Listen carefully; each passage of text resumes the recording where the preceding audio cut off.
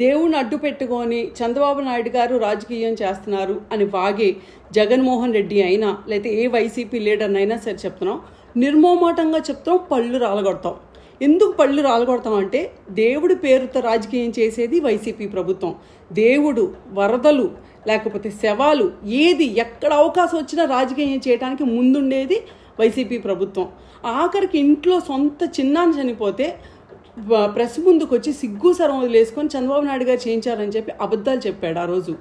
తర్వాత చెల్లెలికి ఆస్తి ఇవ్వకుండా ఇంట్లోంచి తరిమేస్తే ఆ చెల్లి బయటకు వచ్చి మా అన్నయ్య దుర్మార్గుడు, మాకు అన్యాయం చేశాడని ఆవిడ చెప్పుకుంటుంటే దానికి కూడా చంద్రబాబు నాయుడే వెనకాలండి చెప్పిస్తున్నారు అంట. అంటే ఇంత సిగ్గులేని ప్రభుత్వం వైసీపీ ప్రభుత్వం. 2014 నుంచి 2024 వరకు ఒక దశాబ్దం మొత్తం అబద్ధాల మీద బతికేసిన ప్రభుత్వం ఏదైనా ఉంటే అది వైసీపీ ప్రభుత్వం. అలాంటి ప్రభుత్వం ఈరోజు కుప్పకూలిపోయింది. 11 సీట్లు కూడా ఈరోజు నిలబెట్టుకోవాలని పరిస్థితికి వచ్చి కుప్పకూలిపోయి పార్టీలో ఒక్కళ్ళు కూడా నిలబడకుండా ప్రతి ఒక్కళ్ళు బయటికి పరిగెత్తుకొని వెళ్తున్నారు. అక్కడేదో ఒక దరిద్రం ఉన్నట్టు. అలాంటి పార్టీని అంటే సచ్చిన పావుని మళ్ళీ మేమెందుకు చంపుతావు? నిన్ను చంపటానికి పవిత్రమైన టీటీడీని ఎందుకు అడ్డు పెట్టుకుంటావు? సిగ్గు సర్వందా ఏమన్నా మాట్లాడటానికి? మీ హయాంలో మీరిచ్చిన కాంట్రాక్ట్లో మీరు ఎవరికైతే ఏఆర్ ఫుడ్స్ వాళ్ళ దగ్గర నుంచి ప్రొక్యూర్ చేశారో నెయ్యి, ఆ నెయ్యి 4 శాంపుల్స్ బయటకు వెళ్ళి 4 రిపోర్ట్స్ సిమిలర్గా వచ్చి 4 రిపోర్ట్లో కూడా కల్తీ ఉంది అని చెప్తే బయటకు వచ్చి ప్రెస్ మీట్ పెట్టి ఏం వాగుతావు? కల్తీ ఉంది, కానీ యానిమల్ ఫ్యాట్ ఎక్కడుంది? ఎరా సిగ్గుంది అసలు? దేవుడికి ఇచ్చే నెయ్యి ఎంత స్వచ్ఛంగా ఉండాలి? యానిమల్ ఫ్యాట్ ఉందని చంద్రబాబు నాయుడు గారు చెప్పారా? లేకపోతే మేమెవరైనా టీడీపీ లీడర్స్ మేమెవరైనా టెక్నికల్గా వెళ్ళి నిర్ధారించామా?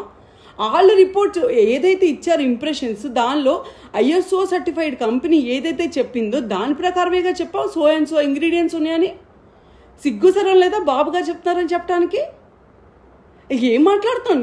నువ్వు ఒళ్ళు కొవ్వెక్కి ఇప్పుడు నువ్వు వైజాగ్లో ప్యాలెస్కో నీ ఇంటి చుట్టూ ఉన్న గాడ్కో అయితే కోట్లు డబ్బులు ఖర్చు పెట్టుకున్నావు. అంటే తిరుమల తిరుపతిలో ప్రసాదంగా పంచే ప్రసాదానికి కక్కుర్తి పడతావా? ఊరందరికీ తెలుసు 300 రూపాయలకి ఎవడరా ఇచ్చేది? ఎవరిస్తారు? ప్యూర్ గీ వస్తుంది ఎక్కడైనా? అంటే ఎంత కల్తీ జరుగుతుందని ఆ మాత్రం స్పృహ లేకుండా బతుకుతున్నారా? అంటే ఇప్పుడు ఇది ఒక్కటే కాదు, రివర్స్ టెండరింగ్ కానీ కక్షపూరితంగా కానీ ఎన్ని సంస్థలు నాశనం చేశారు. ప్రతిదీ ప్రక్షాళన చేస్తాం. మీరు ఇలాగ దొంగ నాటకాలు ఎంత ఆడినా రాష్ట్రంలో జనాల్లో ఎక్కడైనా సరే సానుభూతి కోసం పిచ్చి ఏడుపులు ఎన్ని ఏడ్చినా సరే ఈరోజు మేము ప్రజలకి ప్రామిస్ చేసాం, మేము ట్రాన్స్పరెంట్గా ఉంటాం. మేము ఎక్కడైనా తప్పు చేస్తే we are ready to face the music. ఈరోజు నువ్వు తప్పు చేసావు కాబట్టి నువ్వు భయపడుతున్నావు. అందరినీ కిందకి దింపి లేకపోతే పైకి లెటర్లు రాసుకొని మా మీద కక్ష జరుగుతుంది. నువ్వు తప్పు అసలు నీ మీద ఎవరికైనా కక్ష ఉండటానికి నువ్వేం సాధించావు అని కక్ష ఉండటానికి? కుప్ప కూలిపోయింది ఈ పార్టీ, నేలమట్టం అయిపోయింది. ఇంకా అంతకన్నా ఏం లేదు నువ్వు వెళ్ళటానికి లోపలికి. అర్థమవుతుందా? నువ్వు ఆల్రెడీ దిగిపోయి ఉన్నావు.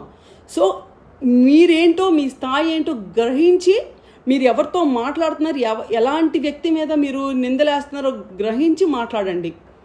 4 టర్మ్స్ సీఎంగా ఉండి 40 ఏళ్ళ నుంచి పాలిటిక్స్లో ఉన్న వ్యక్తి ఈ రోజు దాకా ఎవరిని ఒక మాట కూడా దాటి ఆయన ఆ లిమిట్ దాటి పరిధి దాటి మాట్లాడిన ఒక వ్యక్తి గురించి పిచ్చివాడు వాగుతున్నావా?